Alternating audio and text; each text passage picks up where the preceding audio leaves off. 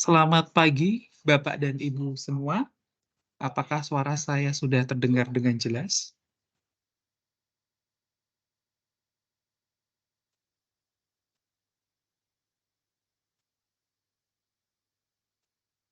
Apakah suara saya sudah terdengar dengan jelas?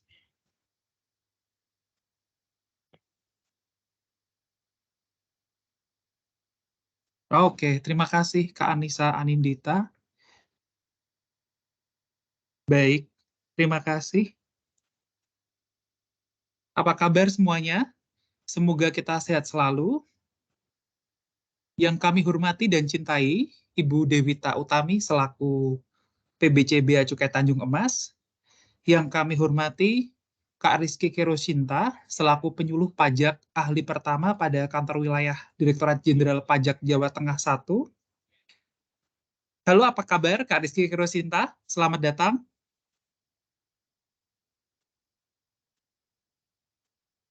Yang terhormat Bapak, Ibu pengguna jasa Bea Cukai Tanjung Emas.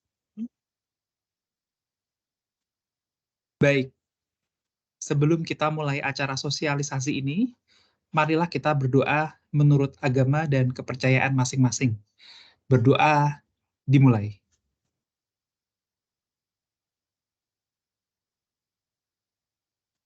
Berdoa selesai. Bismillahirrahmanirrahim. Tebing tinggi di atas gunung, Merapi hati-hati bila sedang mendaki. Hidup ini tidak bisa diulangi. Mari kita mulai saja ini sosialisasi PMK 112. Baik, mari kita panjatkan puji syukur kehadirat Tuhan Yang Maha Esa karena telah memberikan kesempatan kepada kita untuk mengikuti secara daring acara sosialisasi PMK 112 tentang nomor pokok wajib pajak bagi wajib pajak orang pribadi, wajib pajak badan, dan wajib pajak instansi pemerintah. Untuk menumbuhkan rasa cinta dan patriotisme kita terhadap Indonesia, tanah air kita, mari kita dengarkan dengan seksama lagu Indonesia Raya.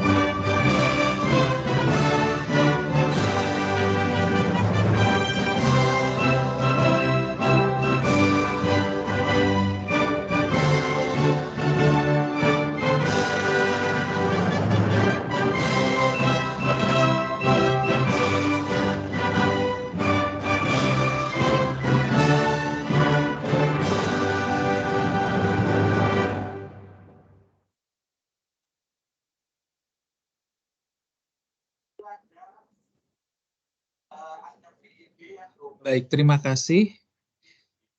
Selama 90 menit ke depan, izinkan saya, Arif, menjadi moderator untuk acara sosialisasi ini.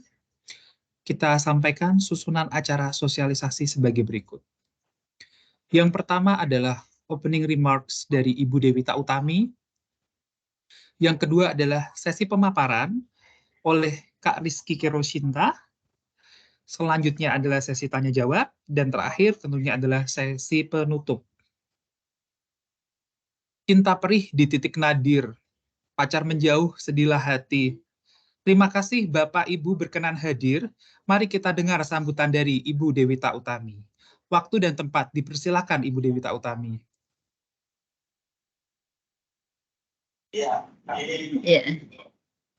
Sebelumnya terima kasih Mas Arief atas kesempatan yang diberikan. Assalamualaikum warahmatullahi wabarakatuh. Selamat pagi, yang saya hormati Ibu Rizky Kerosinta selaku penyuluh pajak ahli pertama pada Kanwil DJP Jateng 1. Yang saya hormati juga para Bapak Ibu semuanya yang berada di tempat masing-masing yang sudah menyempatkan waktunya untuk ikut acara sosialisasi pada hari ini. Ini saya mewakili Ibu Dewayani, Kepala Seksi PLI, karena kebetulan beliau juga sedang ada acara di acara yang lain ya. Nah, untuk hari ini nanti kita akan melaksanakan sosialisasi terkait implementasi NIK sebagai NPWP, yaitu PMK 112 PMK 03 2022 ya.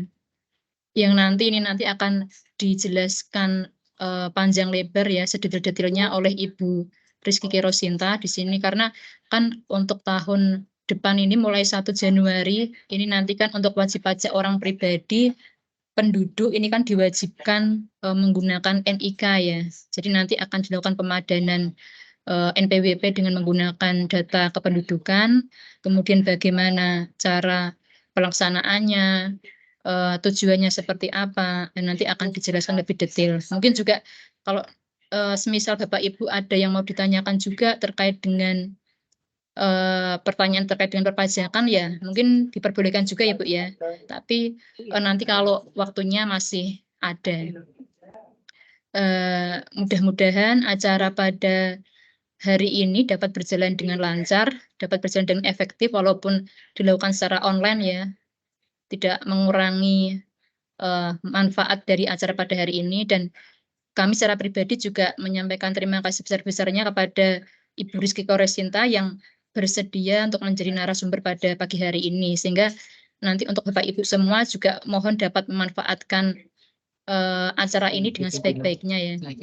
Untuk mempersingkat waktu, acara pada pagi hari ini saya buka.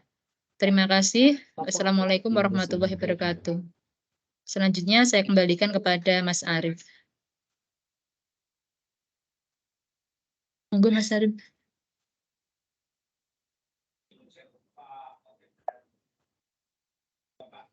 Baik, terima kasih Ibu Dewita Utami atas sambutan yang bermakna untuk kita semua. Semoga dengan dibukanya acara ini oleh Ibu Dewita Utami, kita memperoleh berkat dari Tuhan Yang Maha Esa. Amin, amin, amin.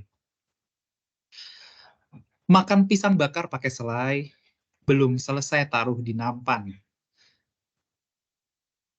Paparan materi akan segera dimulai. Yang terhormat, Kak Rizky Kerosinta, kami persilahkan. Monggo Kak Rizky Kerosinta, waktu dan tempatnya.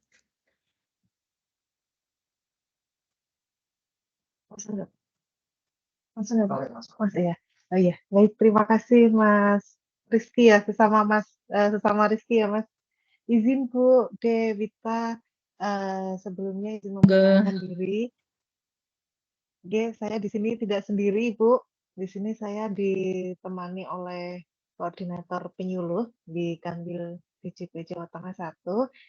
Jadi sebelumnya mohon izin dan mohon memperkenalkan diri, sudah ada di sini Pak Erganu Harnawa. Mungkin sebelum kita lebih detail membahas tentang PMK 112, mohon waktu dan perkenaannya Pak Ganung untuk dapat membuka sesi materi di pagi hari ini.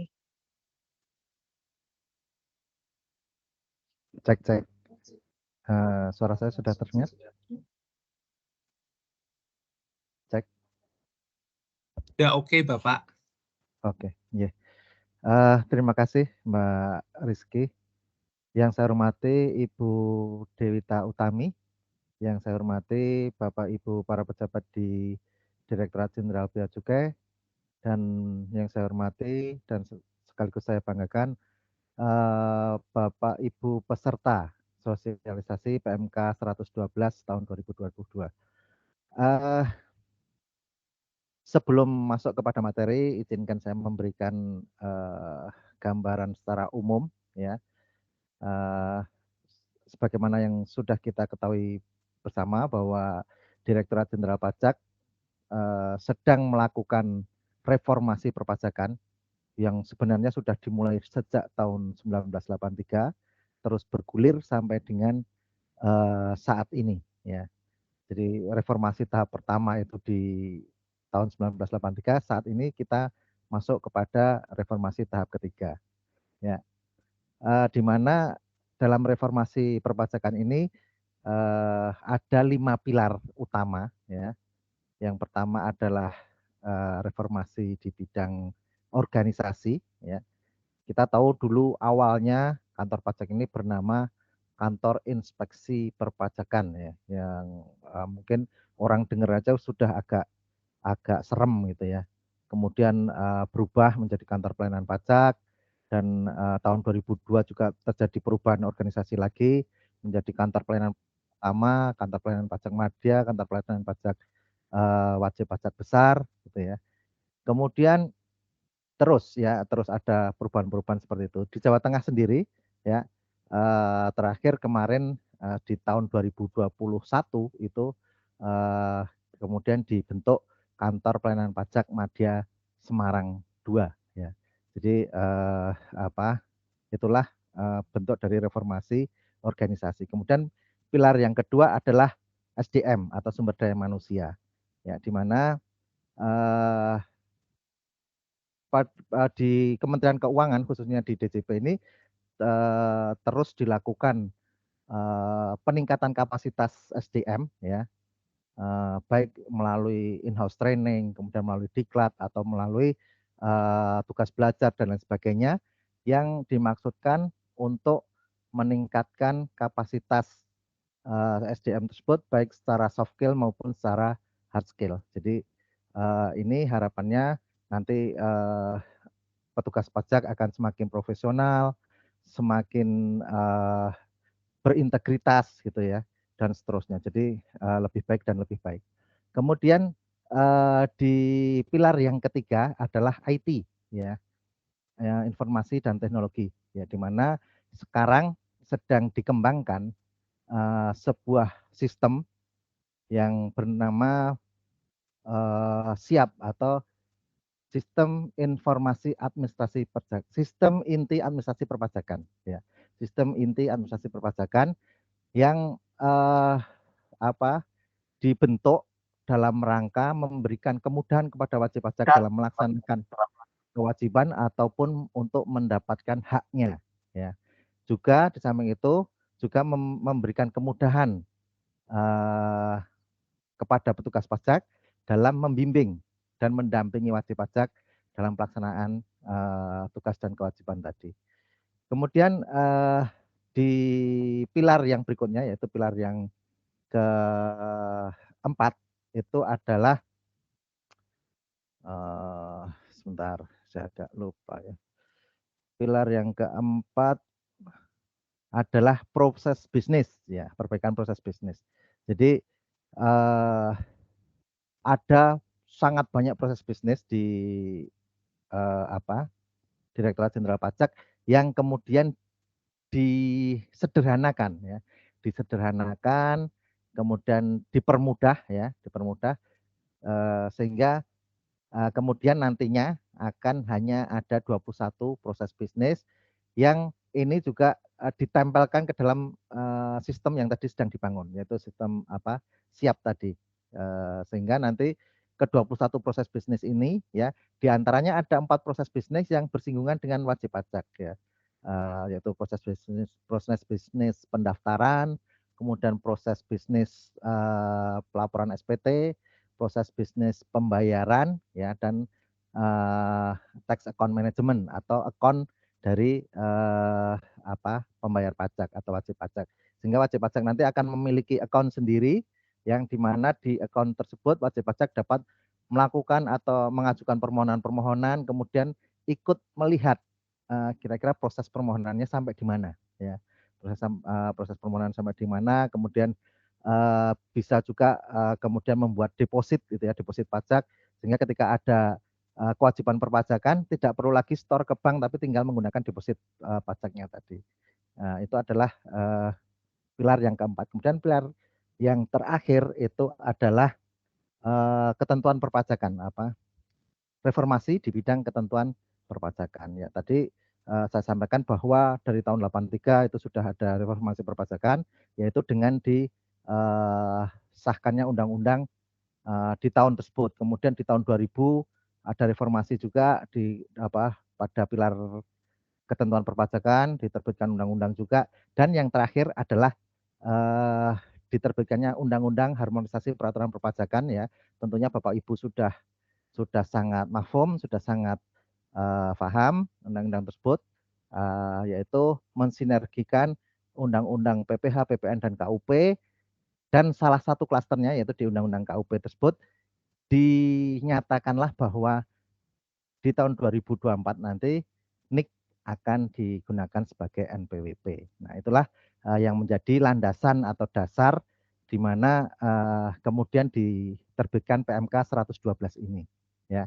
Nanti mungkin akan secara detail dijelaskan oleh Mbak Kiki, ya, bagaimana dampaknya kepada wajib pajak orang pribadi, kemudian mungkin juga bisa berdampak kepada perusahaan di mana Bapak Ibu bekerja atau kepada pemberi kerjanya, ya. Apabila perusahaan Bapak Ibu itu menggunakan aplikasi yang harus mencantumkan NPWP, tentunya sebelumnya menggunakan 15 digit. Nah, ini sekarang karena NIK itu 16 digit, maka kemudian harus ada penyesuaian-penyesuaian di aplikasi tersebut agar NIK tadi bisa di-input di dalam NPWP. Mungkin itu yang secara singkat yang bisa saya sampaikan. Mudah-mudahan nanti apa yang dijelaskan oleh Mbak Kiki dapat bermanfaat bagi kita semua dan memudahkan Bapak Ibu dalam melakukan pemadanan NIK dan NPWP. Itu saja dari saya. Mohon maaf apabila ada kekurangan. Bila taufiq wal hidayah. Wassalamualaikum warahmatullahi wabarakatuh. Silahkan mau dilanjut Mbak Kiki.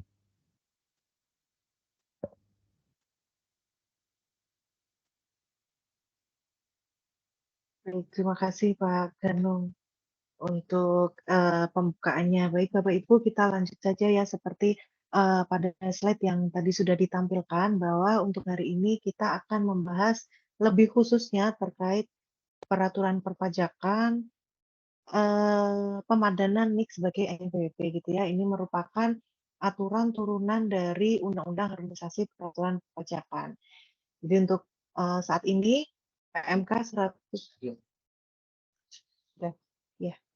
PMK 112 ini menjadi payung hukum dalam penggunaan NIK sebagai NPWP. Nah, di bab 2 atau bab terkait dengan ketentuan umum dan tata cara perpajakan yang ada di Undang-Undang HPP, itu mengamanahkan Bapak Ibu bahwa NPWP untuk selanjutnya akan menggunakan NIK, khususnya untuk orang pribadi penduduk gitu ya. Karena memang yang mempunyai NIK adalah orang-orang penduduk Indonesia gitu ya, sehingga tidak ada lagi dualisme antara penggunaan NIK dan juga NPWP. Dalam pendaftarannya pun untuk mendapatkan NPWP itu kita syaratkan wajib pajak memiliki NIK. Jadi tanpa NIK masyarakat tidak bisa melakukan pendaftaran NPWP. Nah, kemudian untuk peraturan pelaksanaan dari Undang-Undang HPP, khususnya yang mengatur tentang NIK NPWP ini, ada di PMK nomor 112 tahun 2022 yang terbitnya sebenarnya sudah tahun lalu, Bapak Ibu.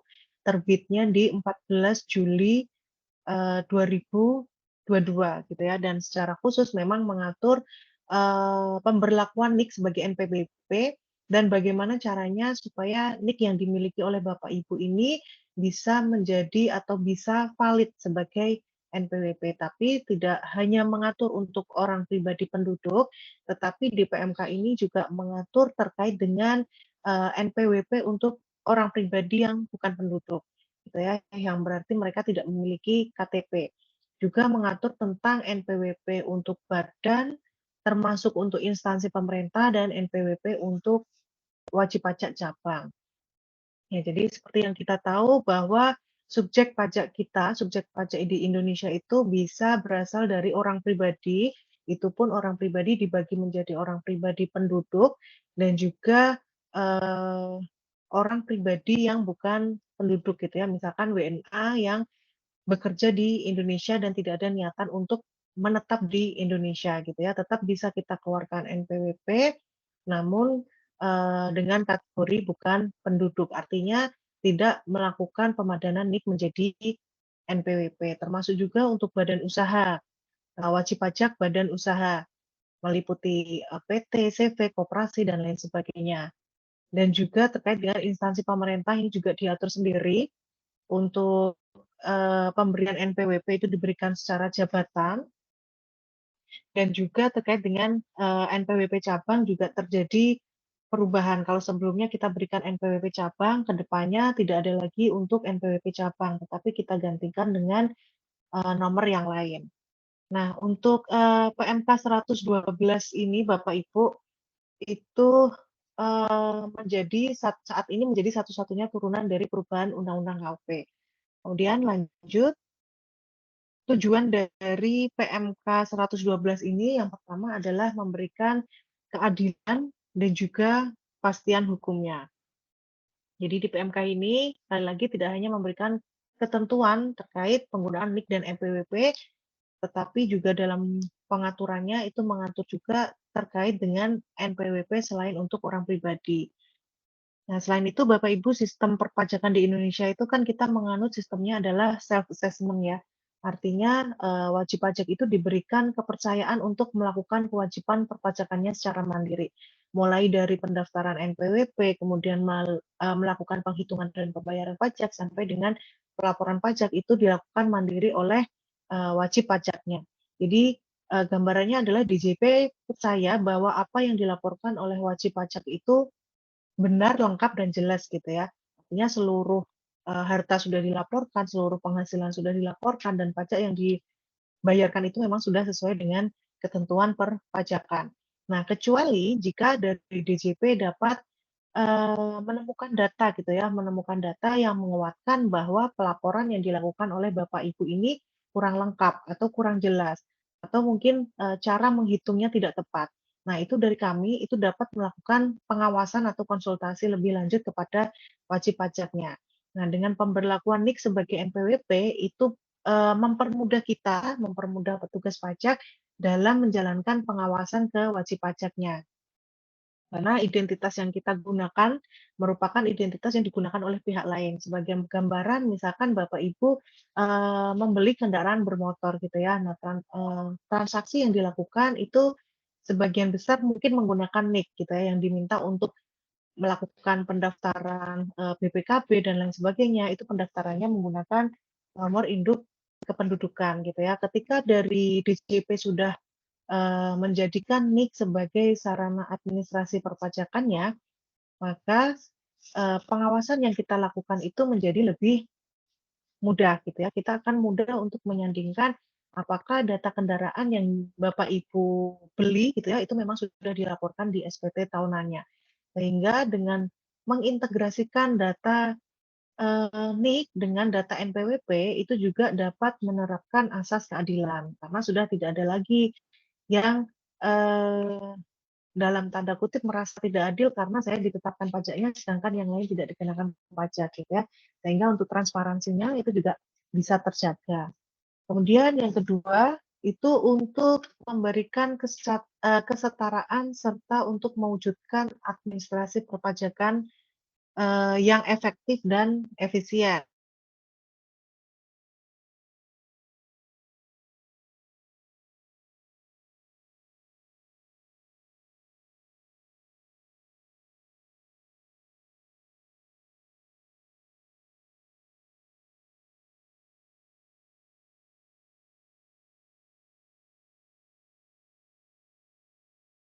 Halo Ibu Rizky, Kak Rizky, apakah masih tersambung?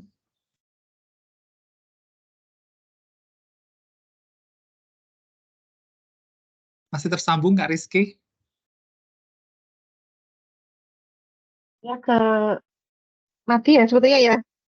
Iya, tadi mati, terjeda beberapa Oh saat. iya, oh iya, mohon izin sebentar ya karena barusan mati listrik di kantor, jadi masih proses penyambungan ke genset untuk Baik, Bu. PowerPoint-nya.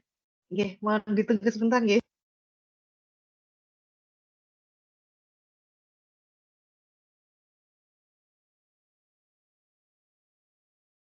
Sembari menunggu narasumber mempersiapkan, kami tidak lupa untuk mengingatkan para pengguna jasa Bea Cukai Tanjung Mas yang telah hadir di acara sosialisasi integrasi NIK dan NPWP ini untuk mengisi daftar hadir di Linktree event Bea Cukai Temas yang telah kami eh, sampaikan melalui meeting chat.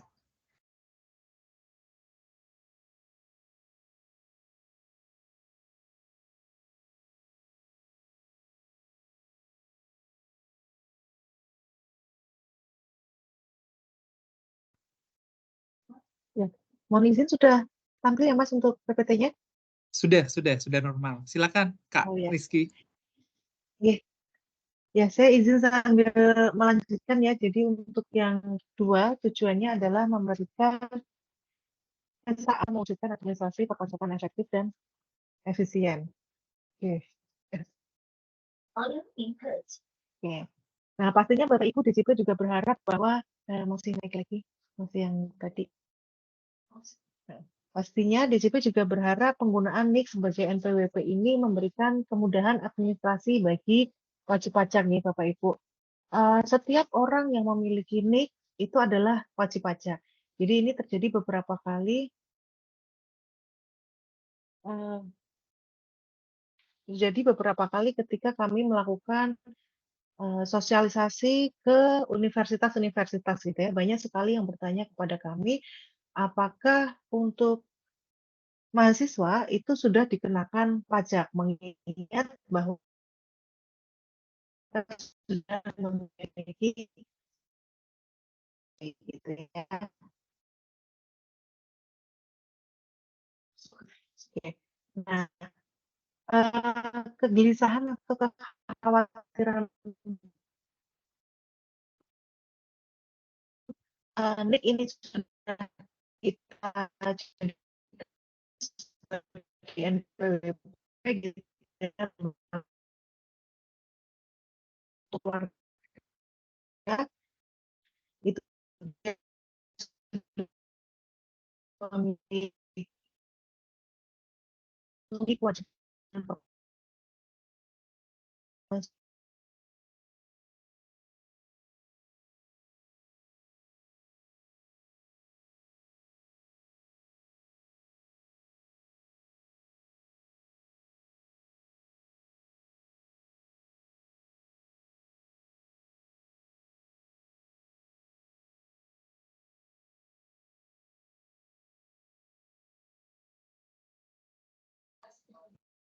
Kak Rizky,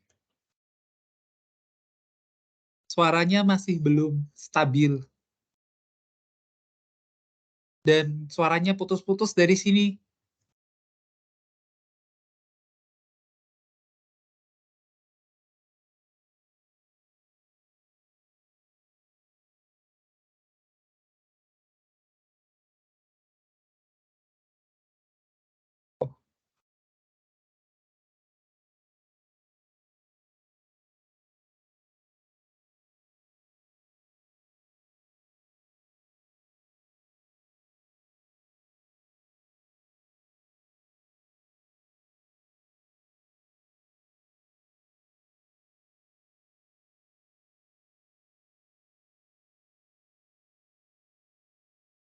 Mohon izin, Pak Ganung, apakah Kak Rizky-nya masih tersambung?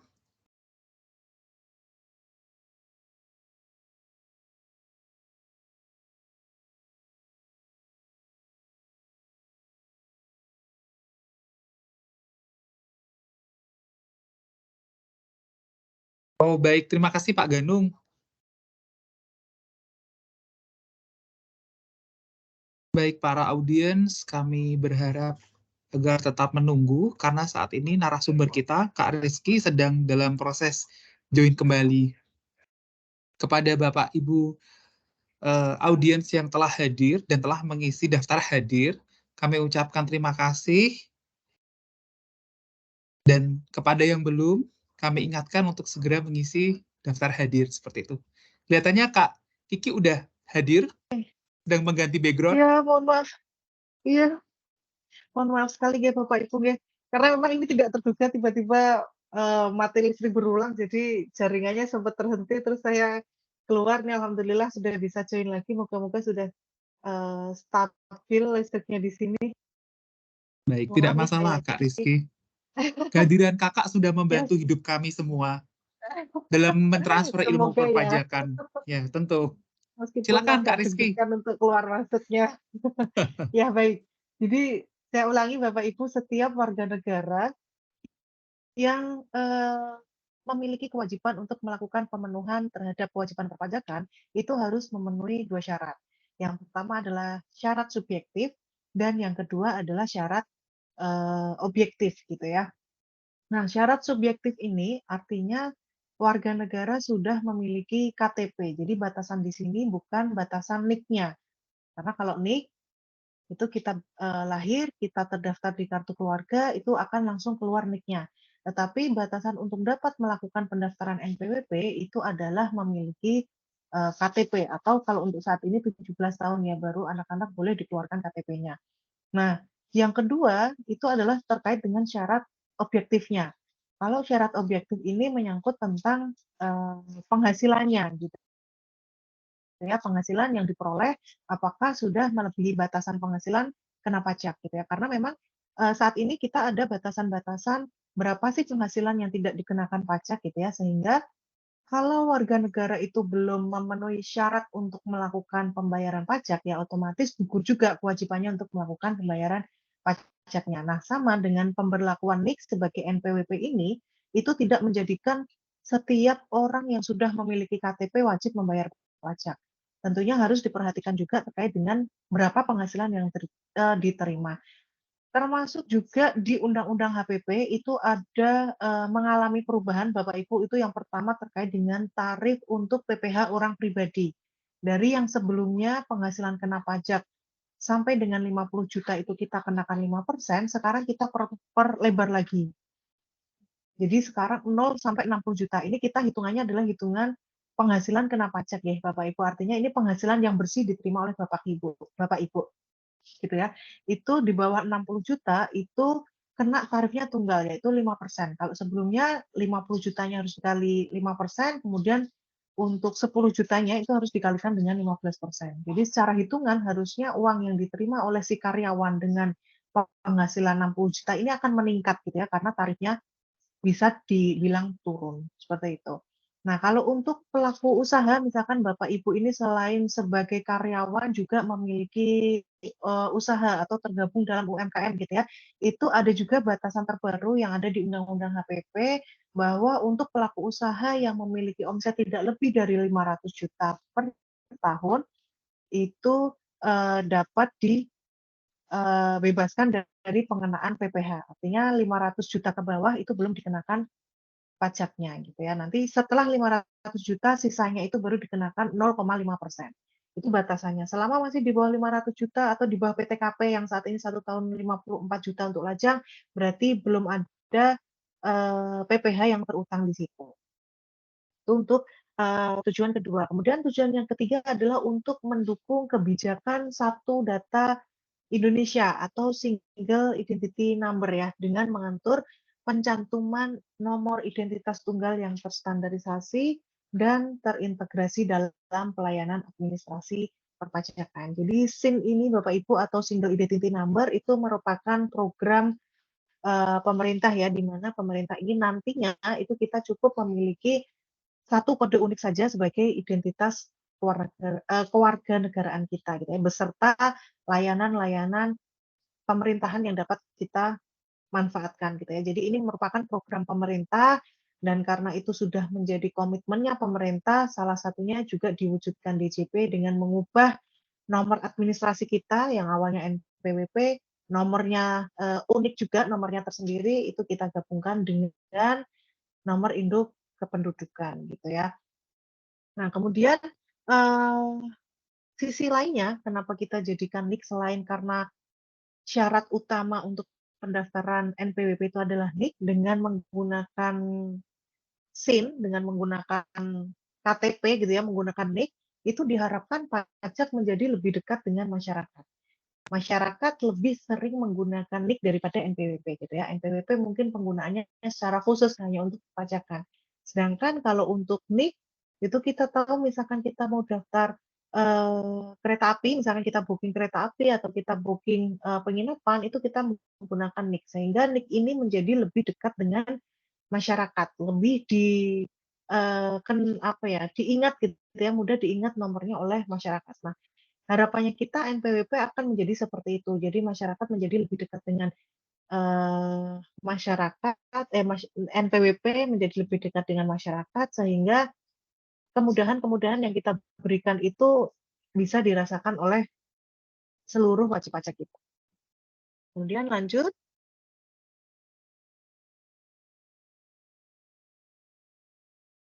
Nah, ini apa sih yang berubah di PMK nomor 112 ini? Memang yang paling banyak dibahas di PMK ini, Bapak Ibu, itu terkait dengan wajib pajak orang pribadi penduduk gitu ya. Paling banyak memang membahas terkait itu.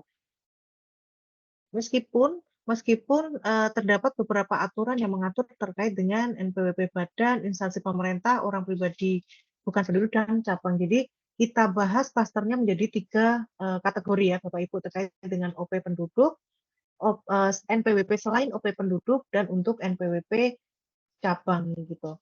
Nah, apa yang berubah? Yang berubah secara signifikan adalah jumlah atau digit angka yang ada di NPWP-nya. Kalau sebelumnya jumlah digit yang ada di NPWP kita itu jumlahnya adalah 15 digit. Sedangkan jumlah yang ada di NIK itu adalah 16 digit gitu ya. Maka kita perlu sesuaikan supaya jumlah digit NPWP kita itu menjadi sama semua gitu ya, nggak ada yang 15, nggak ada yang 16 gitu ya. Makanya untuk yang 16 digit angka, NPWP dengan 16 digit angka itu kita sebutnya sebagai NPWP dengan format baru. Gitu. NPWP dengan format baru adalah NPWP dengan 16 digit angka. Itu sebutan untuk format baru NPWP. Dan ini berlaku tidak hanya untuk orang pribadi yang menggunakan NIK, tapi berlaku juga untuk NPWP selain orang pribadi penduduk. Yang ketiga ini terkait dengan cabang, itu peraturannya agak berbeda Bapak Ibu. Kalau yang NPWP lainnya berjumlah 16 digit, untuk NPWP cabang nantinya ini akan diberikan nomor identitas tempat kegiatan usaha atau NITKO gitu ya, yang jumlah digitnya nantinya akan lebih banyak dari NPWP untuk OP penduduk atau yang non-OP penduduk. Jadi digitnya lebih banyak untuk NPWP cabang. Nah, yang sebelumnya itu nantinya tidak akan dapat digunakan lagi, tapi penggantinya menggunakan NITKO. Oke, selanjutnya.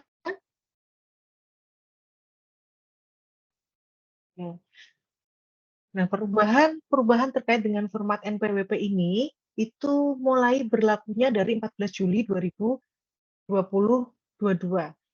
Gitu ya, peringatan Hari Pajak di tahun lalu. Jadi per 14 Juli 2022 itu seluruh wajib pajak orang pribadi penduduk sudah bisa menggunakan NIK-nya sebagai NPWP secara terbatas.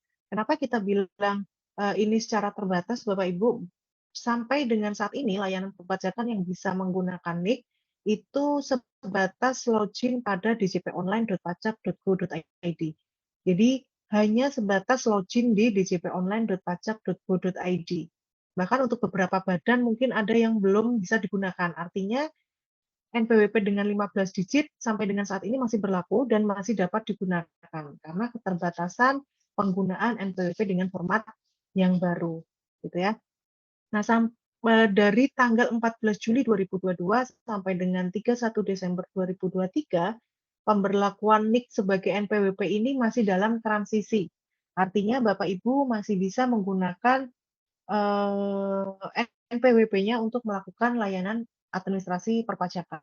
Baru nanti di 1 Januari 2024 seluruh layanan administrasi perpajakan yang membutuhkan NPWP itu sudah menggunakan NPWP dengan format yang baru.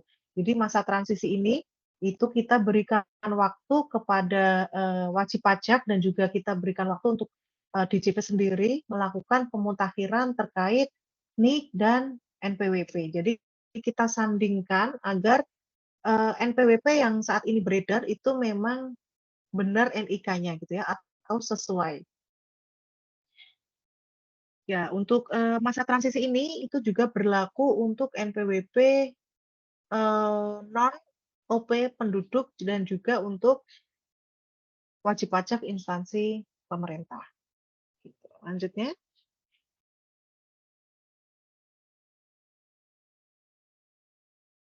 Hmm.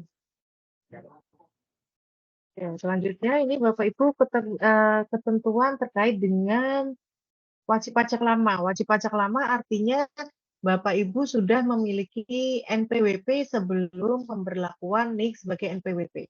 Jadi sebelum 14 Juli 2022 itu sudah memiliki NPWP.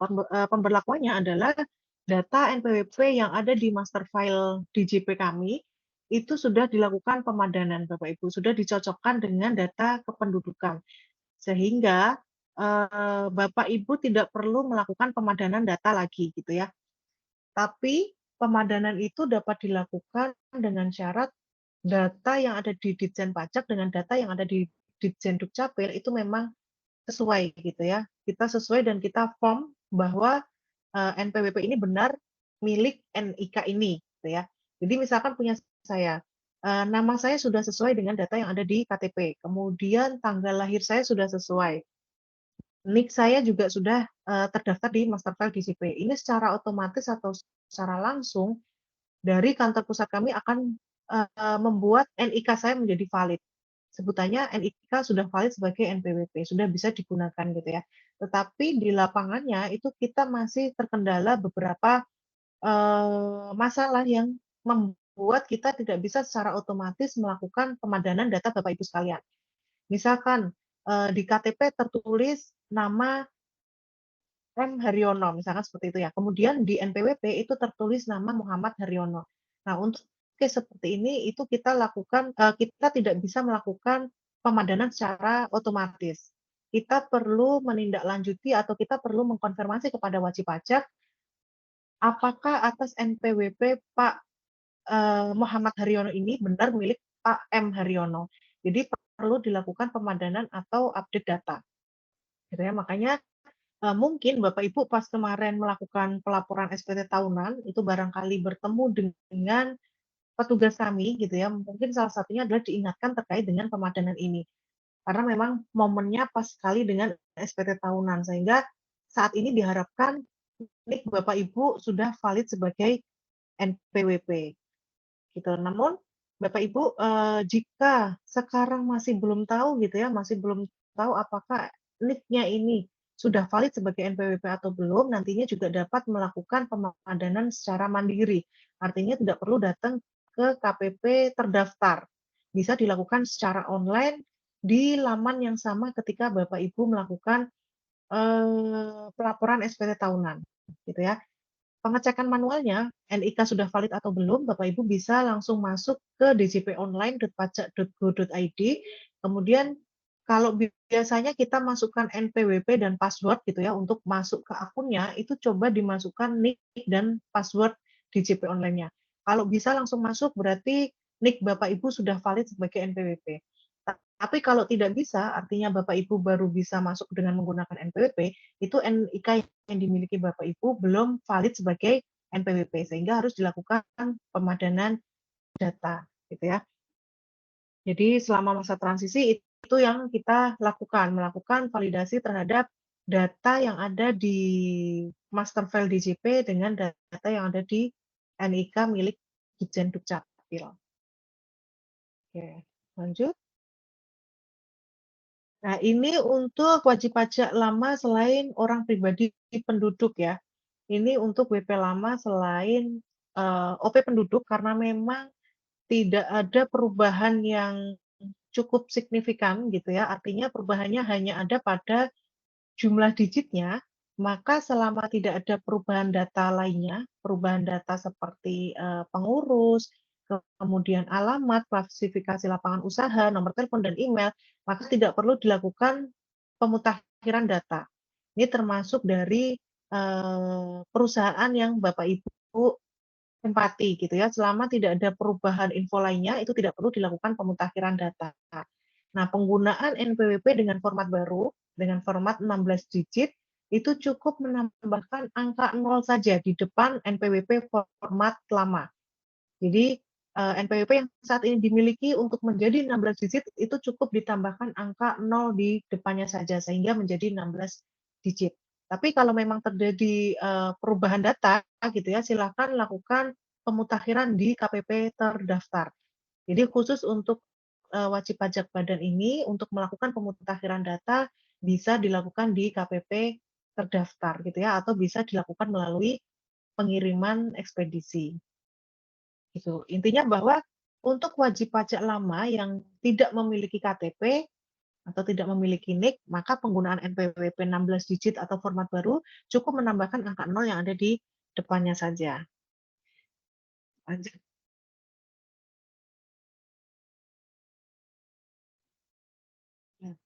Karena masih masa transisi Bapak Ibu sehingga format lama masih digunakan dan sebagian besar layanan administrasi sampai dengan saat ini itu masih menggunakan NPWP dengan format yang lama. Bahkan tidak hanya di DJP ya, untuk instansi atau dinas lain yang memberikan layanannya dengan menggunakan NPWP, itu kemungkinan saat ini juga masih menggunakan NPWP dengan format yang lama atau 15 digit. Karena memang butuh penyesuaian ya untuk menyesuaikan query dari 15 digit menuju ke 16 digit. Tapi harapannya di 1 Januari 2024 seluruh pelayanan administrasi bisa diberikan dengan menggunakan NIK atau nomor induk kependudukan. Ini lanjut. Ya. Kalau ini selanjutnya Bapak Ibu, ini khusus untuk orang pribadi penduduk ya Bapak Ibu. Ini hal-hal yang diperlukan gitu ya, hal-hal yang diperlukan untuk melakukan pemadanan NIK sebagai NPWP. Lanjut.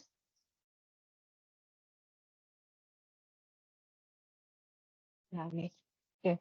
Nah, yang harus dilakukan pemadanan atau penyesuaian data itu terkait dengan 4 hal ini Bapak Ibu. Kita bagi menjadi yang pertama adalah data utama, yaitu data terkait NIK, nama, tempat atau tanggal lahir. Jadi dipastikan bahwa NIK, nama, tempat, tanggal lahir itu sudah sesuai dengan data yang ada di NIK. Disamakan meskipun namanya misalkan secara tertulis di NPWP-nya bernama M. Haryono seperti tadi ya, Muhammad Haryono, kemudian KTP-nya M. Haryono, itu harus disesuaikan. Ya tidak boleh, karena dulu salah nulis atau typo seperti itu ya, sehingga tertulis hanya M. Haryono. Itu harus disesuaikan. Kalau ingin mengganti sesuai dengan nama yang dikehendaki, maka data yang ada di NIK itu juga harus dilakukan perubahan terlebih dahulu gitu ya. Jadi harus sesuai, harus sinkron.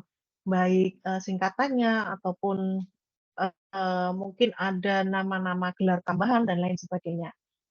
Kemudian yang kedua adalah data terkait email dan nomor HP. Jadi email dan nomor HP ini Bapak Ibu kita gunakan untuk melakukan komunikasi ke wajib pajak, gitu ya. Meskipun nantinya ke depannya seperti yang tadi sempat disinggung oleh Pak Ganung, kita akan ada akun untuk masing-masing wajib pajak. Jadi di akun itu nanti Bapak Ibu bisa melakukan tracing ya, tracing terkait dengan permohonan yang diajukan misalkan, atau melihat arsip-arsip pelaporan atau pembayaran pajak yang pernah Bapak Ibu lakukan. Kalau sebelumnya mungkin diadministrasikan secara manual, nah ke depannya itu kami siapkan sistemnya supaya Bapak Ibu bisa melihat rekaman dari pemenuhan kewajiban perpajakannya. Jadi email dan nomor HP ini juga menjadi salah satu sarana atau alat yang penting ya bagi pelaporan SPT tahunan gitu ya. karena ada beberapa nomor yang kita harus kirimkan melalui email dan atau nomor HP sebagai kode verifikasi. Kemudian yang ketiga yang harus dilakukan perubahan adalah terkait pekerjaan atau usaha jika memang ada. Ini dicontohkan misalnya dulu Bapak Ibu bekerja sebagai karyawan swasta. Kemudian saat ini berubah menjadi pelaku usaha misalkan. Pelaku usaha rumah makan misalkan atau restoran. Nah, jenis usaha atau pekerjaan ini juga dilakukan update sesuai dengan kondisi yang saat ini dialami oleh wajib pajak semua. Kemudian yang keempat itu juga kita minta pemutakhiran data terkait dengan data keluarga. Ini kaitannya dengan PTKP yang digunakan oleh wajib pajak. Isinya itu termasuk data istri, data anak, atau data tanggungan lain. Nah, yang perlu diperhatikan di sini Bapak Ibu, kita kan NPWP untuk istri kita sarankan gabung menjadi satu dengan suami. Nah, dengan penggunaan NIK sebagai NPWP, itu istri dapat menggunakan NIK-nya sendiri, asalkan NIK tersebut sudah divalidkan melalui data keluarga di NPWP suami. Jadi suami wajib untuk melakukan validasi di data istri ini. Jadi penggunaannya nanti istri tidak lagi menggunakan NIK suami gitu ya, karena NIK sebagai NPWP, tetapi istri bisa menggunakan NIK-nya sendiri untuk melakukan melakukan pemenuhan kewajiban perpajakannya. Tapi syaratnya harus dilakukan validasi di data istri ini. Oke, lanjut. Nah, ini bagaimana cara pemadanan NIK NPWP secara mandiri? Ini menggunakan website djponline.pajak.go.id. Oke, ini bisa dilakukan secara online, kecuali Bapak Ibu data terkait nama. Untuk nama itu memang harus dilakukan di KPP, tapi tidak harus KPP terdaftar. Bisa di KPP terdekat dengan Bapak Ibu. Khusus untuk pemadanan NIK dan NPWP ya, itu bisa dilakukan di KPP mana saja. Tapi kalau datanya sudah dinyatakan valid, kemudian Bapak Ibu melakukan perubahan alamat atau melakukan perubahan klasifikasi lapangan usaha, itu harus dilakukan di KPP terdaftar. Jadi khusus untuk pemadanan NIK sebagai NPWP itu dapat dilakukan di KPP terdekat. Ya, atau bisa dicoba dulu di djponline.pajak.go.id pada menu profile gitu ya. Di menu profile nanti ada keterangan apakah NIK-nya sudah valid atau belum. Nanti ada keterangannya di situ. Atau yang kedua juga Bapak Ibu dapat melakukan pemutakhiran data melalui call center kering pajak di 1-500-200, tapi ini berbayar menggunakan pulsa biasa ya Bapak Ibu. Ini berbayar dan nanti untuk konfirmasinya akan dilakukan langsung oleh kering pajak yang ada di kantor pusat kami. Oke, yang ketiga ini datang langsung ke KPP atau P2KP yang terdekat saja, tidak perlu terdaftar. Oke, lanjut. Ya. Ya, mungkin itu Bapak Ibu yang bisa saya sampaikan terkait dengan pemadanan NIK dan NPWP. Bang, satu lagi minta tolong. Ya, jadi untuk informasi lebih lanjutnya atau tutorialnya nanti Bapak Ibu bisa dapatkan di YouTube-nya Direktorat Jenderal Pajak. Jadi itu sudah ada tutorial bagaimana cara membuat NIK valid sebagai NPWP. Atau mungkin Bapak Ibu yang ada di sini ada yang sedang mencoba ngecek apakah NIK NPWP-nya sudah valid atau belum, kemudian terjadi terkendala, boleh kita lakukan diskusi melalui Teams ini Bapak Ibu. Ya mungkin itu ya Mas Rizky yang bisa saya sampaikan, mungkin nanti untuk lebih detailnya bisa dilanjut ditanya jawab, barangkali ada persoalan Bapak Ibu tidak bisa melakukan validasi NIK sebagai NPWP-nya. Terima kasih Bapak Ibu. Waktu saya serahkan ke Mas Rizky. Wassalamualaikum warahmatullahi wabarakatuh. Waalaikumsalam warahmatullahi wabarakatuh. Terima kasih Kak Kiki Saya Arif, bukan Rizky. Bukan Oh, Ricky. siap. Siap. Nggak Boleh. apa-apa, nggak apa-apa. Ini Biar akun sama-sama yang lain ya mungkin ya. Kiki. Oh, siap, mohon maaf. Baik,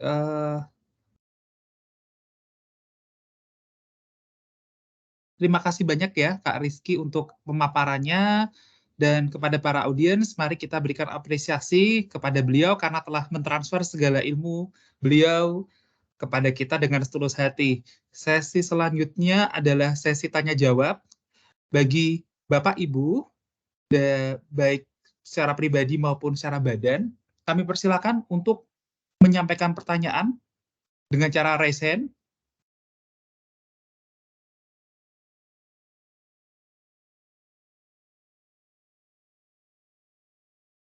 Adakah yang ingin bertanya, misal bagaimana caranya memvalidasi NPWP baru badan usaha saya, seperti itu? Ada yang bertanya?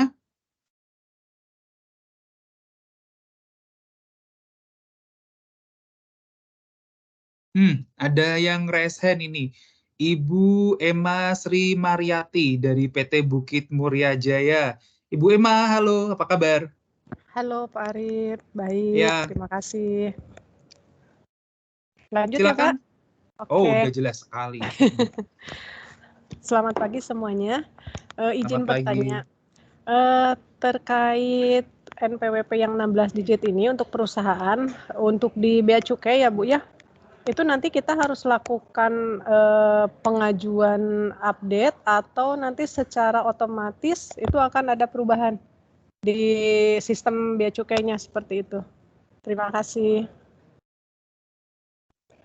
Baik, Kak Rizky, monggo langsung ditanggapin aja.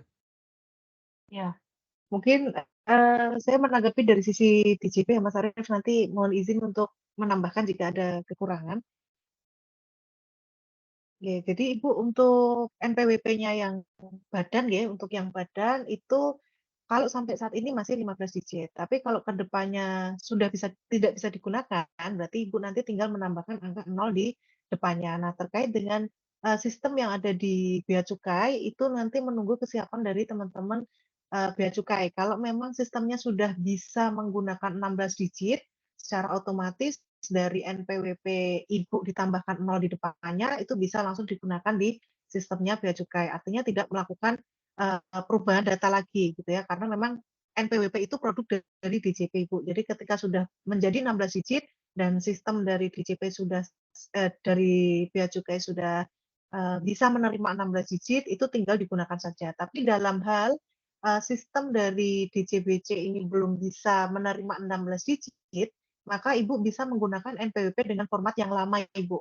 Dengan format yang 15 digit itu yang dimasukkan ke sistemnya. Mungkin seperti itu Ibu. Ya, baik, terima kasih. Maaf, kalau untuk dari Bea Cukai sendiri, nanti akan ada informasi ke pengguna jasa terkait penggunaan NPWP 16 digit ini atau bagaimana ya? Mohon informasinya, Pak Arif, atau bagaimana? Terima kasih. Ya, tentu Kak, nanti kita akan menyampaikan secara formal melalui surat edaran ya kepada pengguna jasa, sebagaimana biasanya seperti itu. Acara NIK NPWP aja ada undangannya loh Kak, pasti pemadanan itu ada surat edarannya. Baik, soalnya kan sebentar lagi Januari tuh Pak, biar Betul. nanti kami nggak ini pas pengajuan dokumen, ya Pak ya. Oke, betul. Dan satu pertanyaan lagi mungkin ya, terkait tadi pertanyaannya Kak Emma Sri Mariati, apakah untuk validasi NPWP badan ini dari 15 digit menjadi 16 digit, kita harus login seperti itu, Bu? Dan bagaimana kita tahu bahwa NPWP badan tersebut sudah 16 digit dan sudah tervalidasi? Maksudnya sudah valid, oh itu bisa dipakai di next year, tahun selanjutnya. Seperti itu, Kak Rizky. Ya, jadi kalau untuk NPWP badan, Mas, itu sebenarnya kita tidak ada validasi khususnya gitu ya. Jadi yang butuh validasi khusus itu hanya untuk orang pribadi penduduk. Jadi untuk badan, selama ditambahkan angka nolnya itu pasti valid gitu, karena tidak ada perubahan di 15 digit ke belakangnya. Oke, Jadi baik. tidak ada Terima kasih validasi banyak, khusus. Kak Rizky. Kak Emma, Sama-sama. bagaimana? Ingin bertanya lagi? Cukup Bapak, terima kasih. Baik, terima kasih Kak Emma. Sehat selalu. Bisa di Amin. lower hand-nya? Oke, boleh selanjutnya yang ingin bertanya. Tadi kelihatannya Pak Joko ya, kalau nggak salah resen tadi.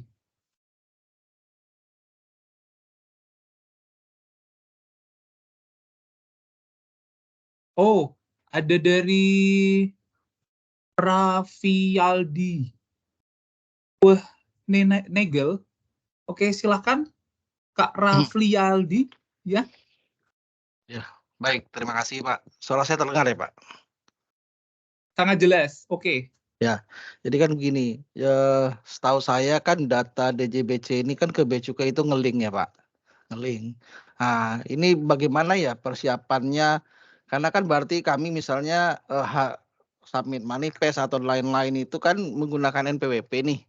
Nah, berarti kan harus ada perubahan kalau PPJK itu harus ada perubahan misalnya seperti NIK-nya gitu ya kan harus diupdate. Nah, ketika data NP di KPBC-nya sudah berubah jadi 0, ini dari sisi bea cukainya bagaimana? Apakah otomatis nih pengguna jasa ini langsung tidak bisa beroperasi karena NPWP-nya tidak sama? Karena kan ada perbedaan dari digitnya. Karena kalau saat ini sendiri pun kalau seandainya ada sesuatu belum lapor pajak nih, itu sudah ngeling pengguna jasa itu diblokir, nggak bisa beraktivitas. Nah, bagaimana dari sisi pajak sama bea cukai untuk menyiasati hal ini? Terima kasih. Baik, terima kasih banyak ya Pak Raffi Aldi. Ini pertanyaannya sangat berbobot sekali ini. Monggo Kak Rizky dari sisi pajak dulu, silakan. Oke. Jadi sebagai tambahan Bapak, jadi ada klausul juga di PMK 112 itu yang mengatur jika instansi yang memberikan pelayanan dengan menggunakan NPWP ini belum bisa belum bisa memberikan layanan dengan format baru sampai dengan 31 Desember 2023, itu dapat mengajukan perpanjangan waktu, Bapak. Jadi sebagai contohnya, misalkan nih, Bea Cukai belum bisa untuk 16 digit atau format baru. Nah, dari Bea Cukai itu nanti boleh meminta perpanjangan waktu. Jadi nanti kita akan perpanjang waktunya supaya sistem yang dari Bea Cukai ini memang siap menampung NPWP dengan format baru. Jadi istilahnya Bapak kalau terkait dengan sistemnya gitu ya, antara DJPC dengan DJP, itu nanti akan kita berikan kelonggaran waktu atau waktu tambahannya, tetapi tidak akan berimbas ke wajib pajak, Pak. Artinya jika memang dari sistemnya belum siap, ya nanti kita berikan kelonggaran waktu dan Bapak bisa menggunakan NPWP dengan format lama terlebih dahulu. Gitu, Pak. Kalau dari kami mungkin itu. Baik. Mungkin tambahannya Mas Arief? Ya, untuk dari sisi bea cukai terkait hal tersebut, tentunya untuk permohonan akan disampaikan oleh Kantor Pusat Direktorat Jenderal Bea dan Cukai di pusat di Jakarta. Dalam hal ini yang akan menyampaikan adalah dari Direktorat Informasi Kepabeanan dan Cukai, seperti itu Bapak. Terima kasih. Berarti begini Pak, kalau dari sisi bea cukainya Pak ya kan kadang-kadang kan importir, eksportir itu sudah ngurus izin nih, ya kan. Nah, bagaimana hal tersebut? Apakah izin tersebut gugur harus bikin baru? Nah, ini bagaimana proses dari sisi bea cukainya untuk hal ini? Izin apa Bapak yang dimaksud Bapak? Ya kan misalnya macam-macam tuh Pak, kan ada kan kalau PPJK kan ada NPWP, NIB, terus kalau yang lain kan banyak tuh izin impor, ada SKI-nya, ada LS-nya, ada PI-nya, itu kan semuanya berpengaruh Pak kalau NPWP-nya berbeda. Dari sisi bea cukai sendiri mensiasati hal ini bagaimana ya? Izin Pak Raffialdi, tadi kan sebenarnya sudah dijelaskan ya kalau terkait dengan badan usaha ini kan memang tidak terjadi perubahan ya Bu ya, ini hanya ada penambahan digit 0 itu Iya, ya. betul itu. Dan Ya. nanti ini kan berarti karena nggak ada perubahan, ini kan berarti kan terkait dengan sistemnya ini. Kalau nanti IKC udah mengubah sistem di C.I.S.A 40, jadi nanti sudah membuka ya, di mana NPWP yang nanti masuk ke sistem itu diharuskan 0, berarti ini kan memang terintegrasi juga ya antara pajak dengan bea cukai, jadi pasti nggak akan ada masalah sih Pak ini Pak. Nah, kalau terkait dengan perizinan tadi, kalau menurut saya juga nggak terlalu bermasalah ya ini karena kan itu sebenarnya nggak ada perubahan ini ya, perubahan nomor gitu, itu hanya terkait dengan penambahan. Kalau itu sudah ditampung di sistemnya, itu pasti aman sih, harusnya seperti itu. Berarti kalau di masa transisi perizinan itu kan hanya pertambahan 0, jika itu izin itu belum diupdate, dari sisi bea cukai bisa menerima ya, Bu? Iya, bisa bisa. Dan tadi kan sudah Oke. dijelaskan juga kan, kalau semisal ternyata, jelek-jeleknya ini kok belum bea cukai belum ini ya, belum siap ya, itu kan bisa diperpanjang ya masa transisinya ini ya tadi ya, sudah dijelaskan juga. Oke, terima kasih, Bu. Iya, sama-sama. Oke, terima kasih banyak Ibu Dewita Utami yang telah memaparkan dari sisi bea cukai. Dan selanjutnya kita tambah satu lagi seorang penanya ya, karena keterbatasan waktu.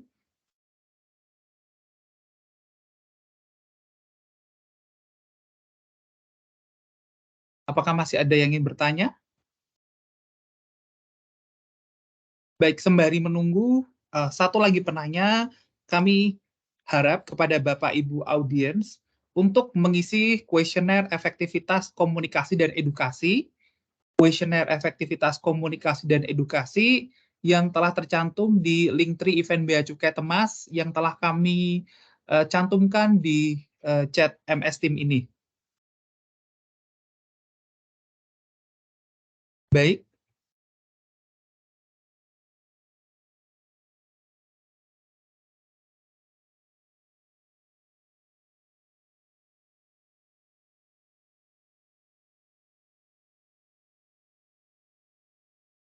Apakah masih terdapat pertanyaan?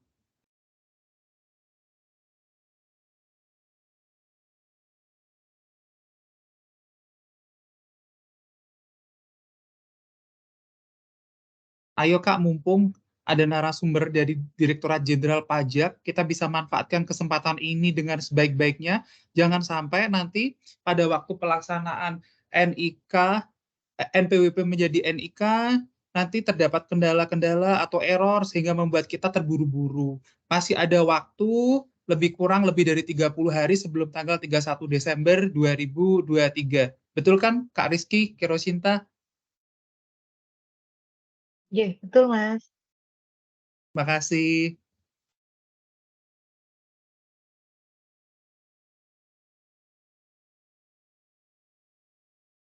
Oke.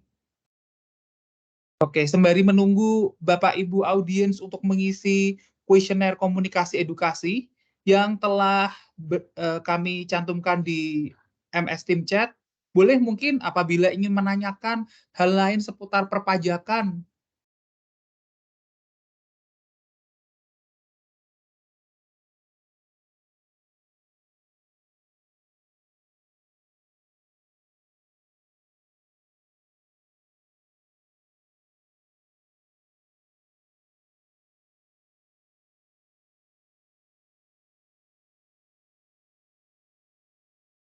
Ini ada yang bertanya nih. Sebentar, saya klik dulu chatnya. Saya Mas, ini Bu Etik dari PT Live Utama Industries. Wah, ini kelihatannya beliau yang paling semangat nih dari awal ya. Silakan, Bu Etik. Bisanya chat aja. Boleh ya? Boleh, boleh, boleh. Oke.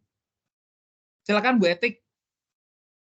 Oke, baru chatting mungkin ya, baru typing. Kepada para audiens yang hadir, jangan lupa untuk mengisi kuesioner komunikasi edukasi yang telah disampaikan di Linktree event Bea Cukai Temas.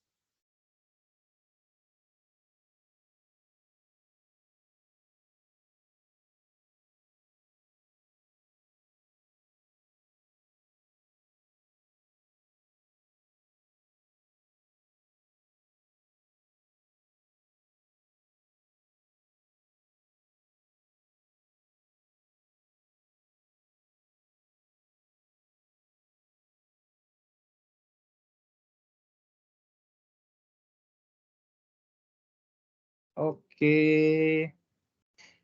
Kalau untuk subkon ke OP ada NPWP tarif PPh 2%. proses jahit.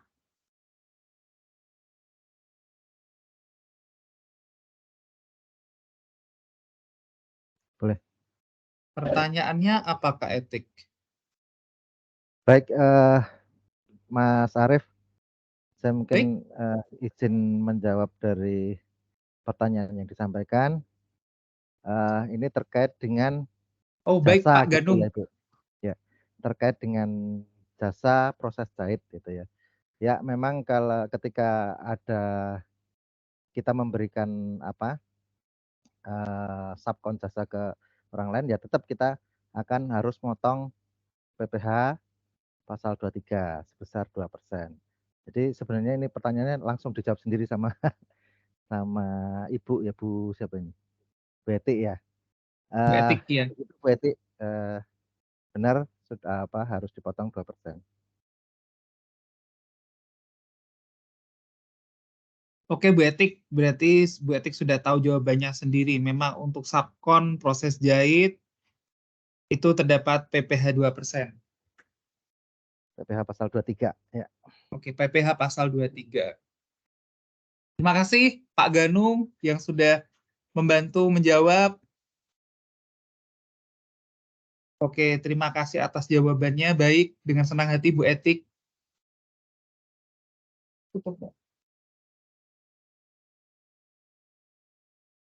Karena keterbatasan waktu, kami ucapkan terima kasih kepada narasumber Pak Ganung Hernawa, Kak Rizky Kerosinta, yang telah hadir dan berkenan memberi paparan terkait integrasi NIK NPWP pada acara sosialisasi hari ini. Terima kasih banyak Bapak.